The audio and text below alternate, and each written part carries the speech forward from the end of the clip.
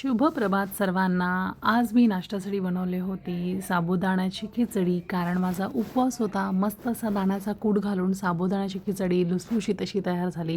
सोबत तिला मी बनवले होते कांदा पोहे, दाणे परतून घेतले, त्याच्यानंतर मोहरी, कढीपत्ता, मिरची, कांदा, मीठ, हळद टाकून वरतून भिजवलेले पोहे ॲड केले आणि बारीक चिरलेली कोथिंबीर घालून पोहे तयार झाले. चहा बाजूला उकळतच होता.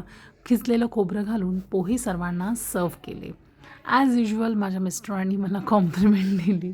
पोहे खूपच छान झालेले आहेत, टेस्टी झालेले आहेत. मम्मी पप्पांनी देखील नाश्ता एन्जॉय केला. माझ्या लेकीला हवा होता ड्रायफ्रूटचा लाडू, जो मी तिला दिला नाही, म्हणून ती मला म्हणते पोहे एकदमच घाण झालेत. माझा उपवास होता म्हणून मी साबुदाण्याची खिचडी घेतली होती. साबुदाणा खिचडी, त्यावर दूध आणि साय, हे कॉम्बिनेशन मला खूप आवडतं. तुमच्या घरी आज नाश्त्याला काय होतं कमेंटमध्ये नक्की सांगा. इथे माझं बाळ कसं रेंगाळत खातं आहे, कारण त्याला पोहे खायचे नव्हते. चला बाय.